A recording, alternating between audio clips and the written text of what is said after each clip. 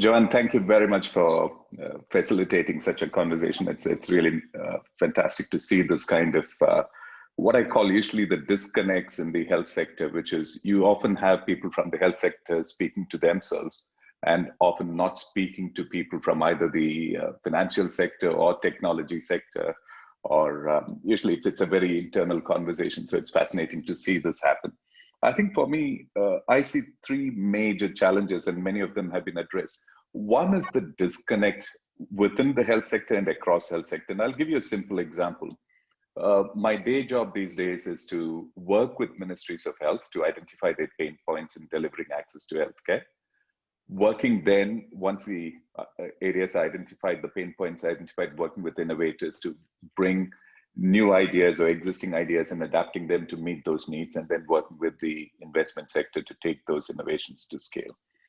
Now, what happens is that we have been working with several countries now, and then every country, after some time, the minister will say, oh, it's fantastic to see these digital tools which are there, but 50% of the primary health centers in Africa don't have access to electricity. So we said, okay, why don't you go to your electricity minister and have that conversation? And it's like, no, we don't talk to each other.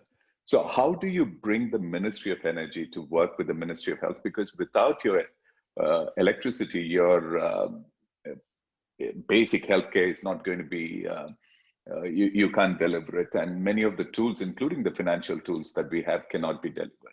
So that's one disconnect within ministries of health.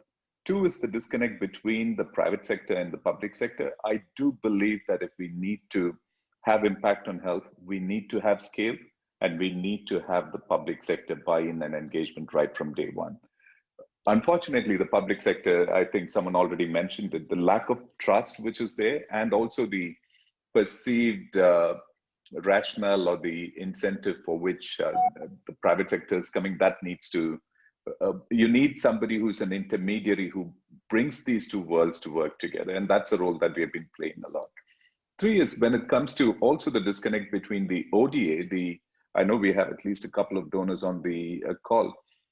The traditional donors are still not willing to take risks and to rethink the development investment model. Let me just illustrate that. The total investment when it comes to ODA last year was just a little bit below 150 billion. Whereas even if you just take the private equity investment market, that's about 4 trillion plus. So how do you leverage that 4 trillion using the 150 billion rather than looking at how do I spend this 150 billion for impact? I know Gerard has done quite a lot of work around these models, and we need to see how donors can take much more risk. The last one is incentives. Today, there is a lot of incentive for each one of us to work in our silos.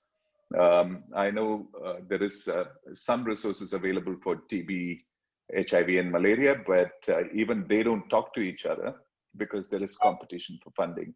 And that's where I really see MasterCard's ability to bring all this data together.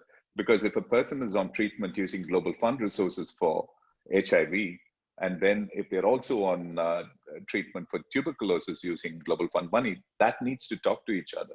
And how can we put in place systems? Today we have the technology, but there isn't anybody who's really taking a macro picture. I don't know whether it's an Amazon for health that is needed, or whether it is much more a liberated kind of let 1,000 flowers bloom, but somebody who really orchestrates that music. But I do see huge potential for rethink when it comes to global health, and that it's good to start this conversation, and it'll be wonderful to see how we can bring together a group that will continue to take some of this forward.